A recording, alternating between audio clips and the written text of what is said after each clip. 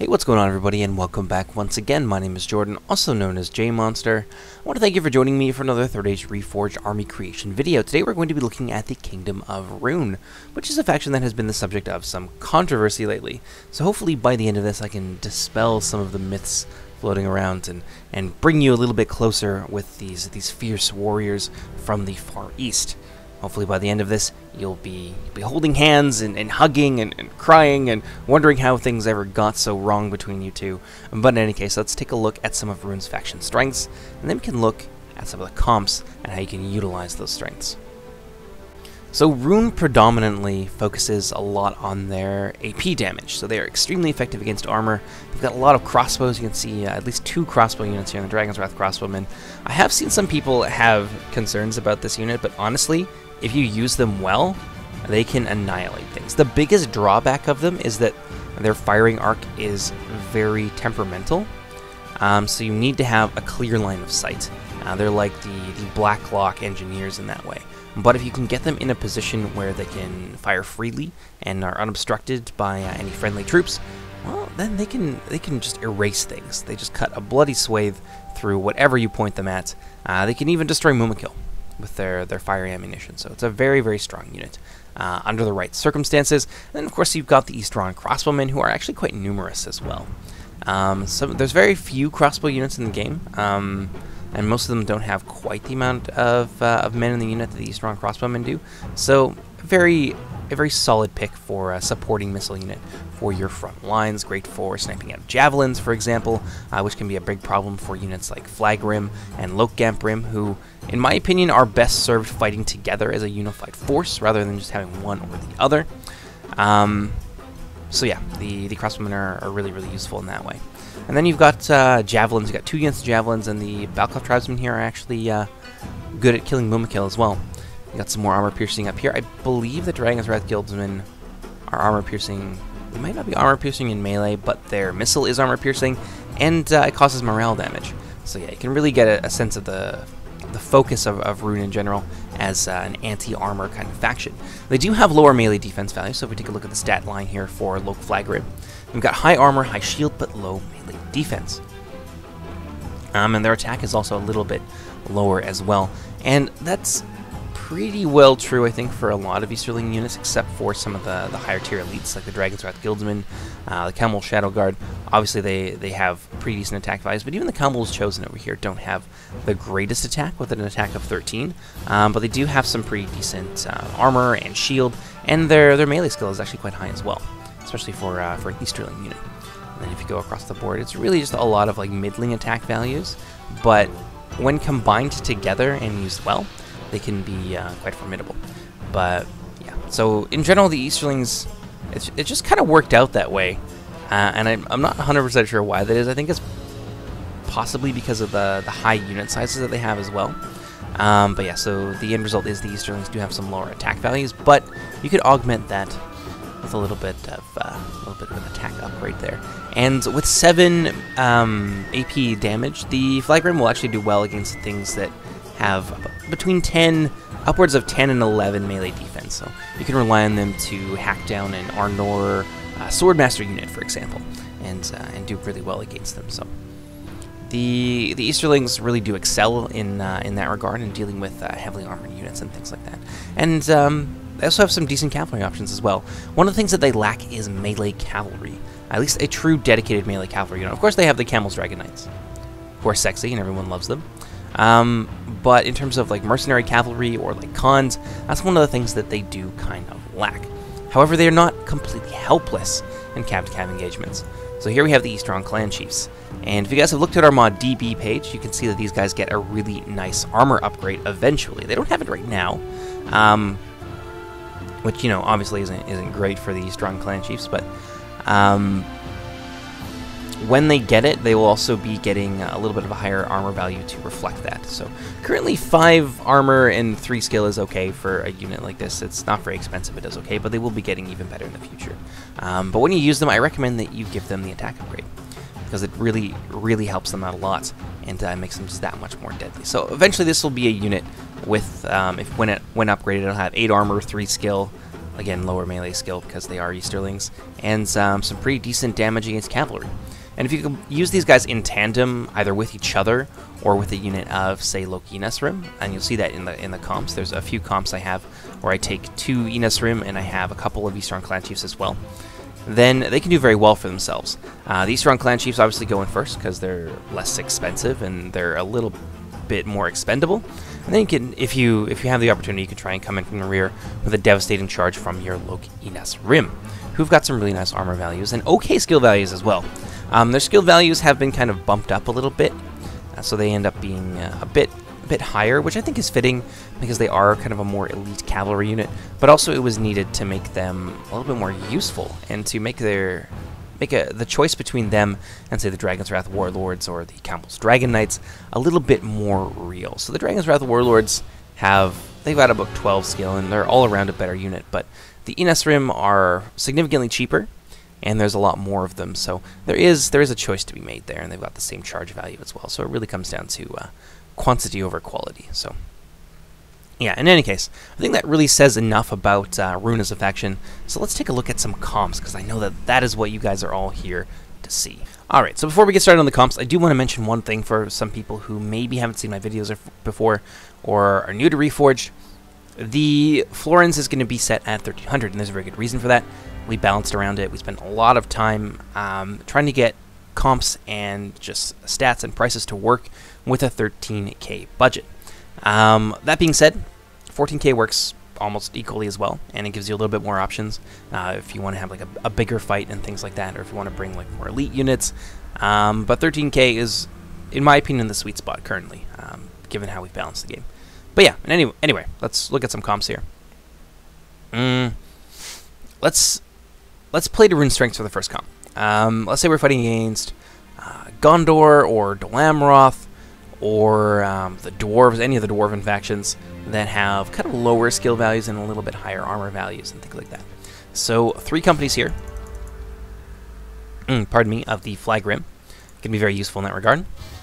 Going to give some upgrades to the Gamp Rim as well. And for our flanks, a couple units there of the Scion Rim. And there's some good reasons for this, having the Scion Rim in there as well. They do inspire. So any nearby units, especially under wings, which is going to be critical for this comp, these guys will keep them in the fight just that much longer. And I don't think it's a huge amount of morale. I think it's like 2 or 3. But that does bump these units up to like 17 morale, which is really, really high. Let's see. What else here? I would probably in this comp bring some Camel Shadow Guard as hidden reserves. I find that they can be very, very useful, and I'll explain why once we get the rest of the comp in here. A couple units of Eastern Crossbowmen, 2 units of Eastern Hunters, and they're mostly there just to tarp it and to waste ammunition and resources. You're not trying to win a long-range skirmish fight. What you want to do is, instead of winning a skirmish fight, you want to waste their time and their resources and provoke the inevitable rush. Because once you're dug in with your Dragon Regiments and you're supporting them with your Shadow Guard and with your crossbows, well, that's very, very strong. Especially if they're going to try and overwhelm you, because you have fairly limited numbers of infantry here, and they're not even going to be seeing the full extent of your infantry force. So a lot of people will look at that and think, you know, I can probably break through that, or surround them and crush them in an envelopment and things like that. So they will probably focus, at least in my experience using this comp, people will focus a lot on your wings. And that's where your units like the Shadow Guard countercharging into a blob of enemy infantry that's tried to get around your Scion Rim, or these strong crossbowmen focusing fire can be really, really useful, and that's where Rhun's army really comes into its own. Yeah, let's see, what else will we bring in this kind of comp? As I mentioned earlier, gonna bring that kind of standard Eastern Clan Chiefs paired with the Enesrim, because I think that there's a lot of value here brought for a pretty reasonable price. And then you've got about 300 or so left over that you can do whatever you please with. There's really only so many ways that you can spend it, however, so just give attack to everything that you can think of. Give it to your Scion Rim. With 7 attack, they actually do really well, and they hold out for ages. And then give that extra damage to the Camel Shadow Guard as well. And you've got a pretty solid comp there. And that really relies, as I mentioned earlier, on trying to make your enemy come to you.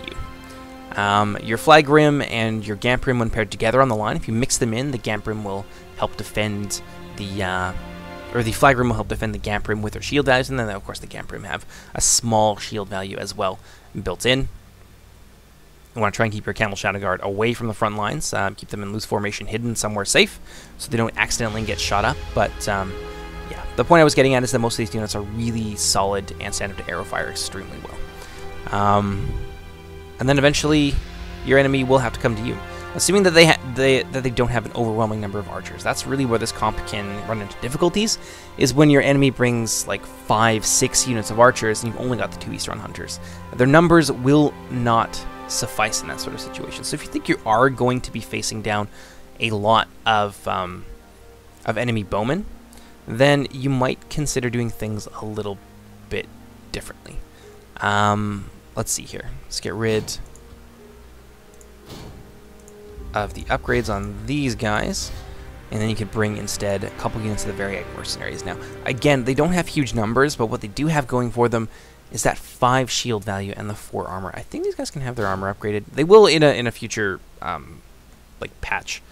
There's actually a bunch of runic units that will be getting some armor upgrades, which is going to help them even further and further exemplify their emphasis on armor rather than melee skill.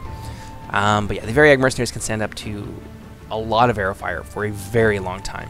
Extremely tanky unit, very useful. And if you really needed to, you could drop a unit of crossbowmen and bring another unit of Eastern Hunters. There's some leeway there, and still have this comp be effective and not really lose its focus. But ideally, you'll have 2 units of crossbows with these guys, or with this particular comp. Let's see. What else would we want to do? Maybe something a little bit more cavalry focused. There's actually a comp that this is not a comp that I made. This is a comp that I saw someone use, and I really liked it. So we're gonna bring some chariots, and I think that they had 2 units of the Eastern Clan Chiefs. And they also had some very mercenary riders, and I think it was 1 unit of the Enos Rim instead of 2. What else do they have? They had some Dragon's Wrath crossbowmen, which I believe is where their general was at, and a couple units of the Eastern crossbowmen, a couple units of the Eastern Hunters as well, and then you had the standard. I think this is what it looked like, and what else did they have? I think they had some Eastron warriors as well. Maybe it was just the 2 units of Gamp Rim and a bunch of Eastron warriors, and you end up with something that's pretty decent here. Give these guys some attack values, and they're actually really strong for their tier and how much it costs to bring them, and for how many of them there are. That 7 attack value is actually really nice. So you've got a fair amount of infantry here. You've got some supporting units for your wings. You've got a lot of skirmish power, and I think this is more or less a comp that Lucky Asar used in one of the videos that I posted recently, and I really liked it. It's not it's not a one-size-fits-all sort of thing, but there are some really strong uses for these units. I think maybe he also had the Bladesman or something like that. I could be wrong about that. Yeah, you might have had the Sapphire Bladesman, but I would probably bring some more numbers here, because that's something that this comp would otherwise be severely lacking in, is infantry. So yeah, that's pretty decent. Let's try and, because I have to do this every time, let's try and shoehorn in a rush build, because everyone loves rush builds. Or do they? I don't know. I feel like a lot of people hate them. There's been a fair amount of criticism about, oh well, Age Reforged is all about rushing. That's all you can ever do. Yeah, that's not really true, but you know, rushing is obviously a useful tactic. In this case, I would bring a couple units of the Tribesmen, some Rangers who are really strong, and the 2 units of the Strong Crossbowmen, and that would be my skirmish line. I know these guys are going to get focused down. All of them are going to get focused down, so I'm going to give them the extra armor so that they don't suck and die really early on, and then it ends up being a waste. Scion Rim would be really important, and because I think we're going to have some lower tier units. I think it's going to be that kind of match. Let's see. Clan Chiefs will be important. What do you want to do? Maybe the Dragon Knights. They are expensive though, so we are kind of skirting a little bit close to the edge here. We could bring the Shadow Guard. But what we could do instead is bring some Flag Grim. Oops.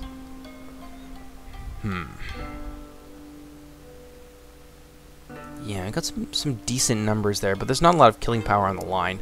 I think what might be better with this kind of comp is to focus a little bit more. If there's 3 units of them, then we don't need the armor upgrades. But to focus a little bit more on using your mid-range skirmishers to really be a problem for your enemy. So the Balkoth Tribesmen, 3 of them, that's a lot of threat that they have to manage. And of course, you've got the crossbows on top of that, and you've got some rangers. So it's more like tar pitting with your front line. And of course, we don't want to leave these guys all by their lonesome without some heavier support units. So there you have it. Got a couple units there of the flag rim as well. And now we've got some extra money.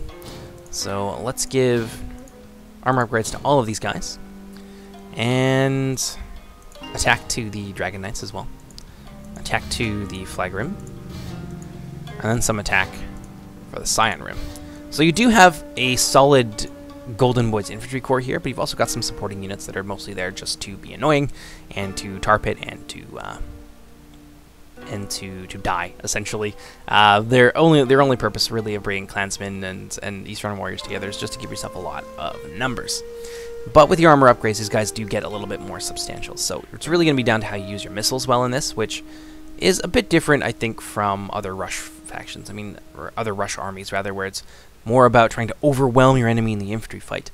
In this case, it's going to be more about using your missiles and trying to defend your wings well with your Spear Cavalry and with your Dragon Knights. So there you have it. Nice little Rush build. It can work. It's not going to work all the time. So don't bring this in every game and be like, "Ah, oh, damn it, JMonster, you hack. This army didn't work for me." There's probably reasons for that, or maybe it's just a terrible army comp. I don't know. I'm not perfect, guys. But in any case, let's look at we've done a siege army, I think, already, have we not? I'm pretty sure that I could be wrong with that. Okay, no, we totally haven't done a siege army yet. So let's do that. In a siege, what I would personally do with Rhun. This is not gospel. There is wiggle room for this, and there are instances where this maybe won't be as applicable, but I would focus more on the mid-range skirmish over the long range. So I would bring rangers, I would bring javelins, I would bring a couple companies of these strong crossbowmen as well, and that would be my skirmish line right there. So I would try and kind of shift the onus onto my allies to bring more long-range bowmen, and focus a little bit more on the mid-range for this army, and then you can really double down on your infantry. Since it's a siege, you won't really have to take cavalry if you don't want to. And in this case, we're not going to. So let's take 3 units there of the Gamp Rim. I would even bring the Dragon's Wrath Guildsmen. I think this is a situation in which they can shine, and especially if you use them against infantry that are already starting to lose their fight, the morale shock on their missile damage, or on their missile projectile, will be really useful in that kind of situation. Plus, they're just so damned cool, and if you use them in a supporting role, they can actually be really strong. Let's see. Scion Rim probably be important to have in this kind of situation. And one Shadow Guard. And we can definitely afford 2 units of Shadow Guard there as well. And we can bring some Camel's Chosen. And it ends up being a pretty decent little force there. But if you don't want to bring Camel's Chosen, let's experiment with some other things. A 3rd company of Javelins, for example. Madness. Something that people don't usually expect to see you bring either, which is potentially very useful. Let's see. 550. There's a fair amount that you can do with that, but actually not too much. I would bring some Eastern Hunters. Why not? Then you've got 1 unit of Bowmen, and yeah, it's useful. And then give the last little bit of your money to your Shadow Guard there in the form of an attack upgrade. And that's a decent army. It's mostly built for team play and for really being a nightmare and choke points and things like that. But if you kind of build this around your teammates, this is a comp I think that can be very, very effective. And of course, like, look at this. No one's going to want to go into a choke point when you've got rangers, crossbows, and 3 units of javelins. That's just so nasty, especially with all this AP here. Like, there's almost no units in here in this entire roster that can't deal AP damage.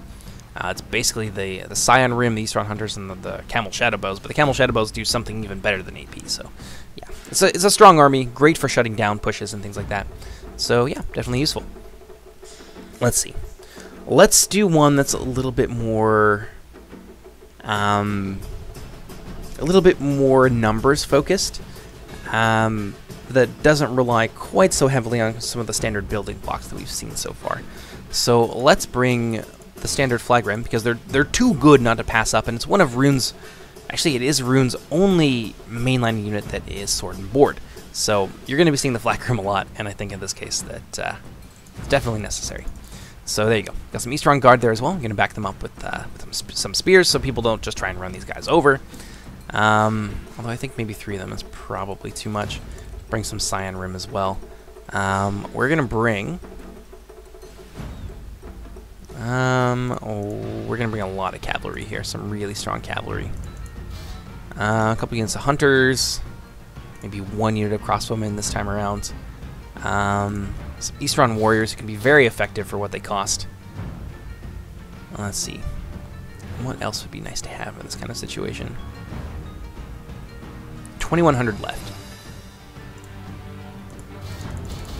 Could bring some clansmen there. Yeah, a couple more clansmen. Got some Eastron Guard in there as well. And let's see, 1,000 left over. There's a lot we can do with that. We can bring some Rangers. We can bring a unit of Tribesmen, and then another throwaway unit of Clansmen. But in this case, because we have so many lower tier units, I think another company of Bowmen is actually going to be called for in this kind of situation. So we can even... No, we won't do that. But we will bring another company there of the Eastron Warriors. So this is one that's built a little bit more around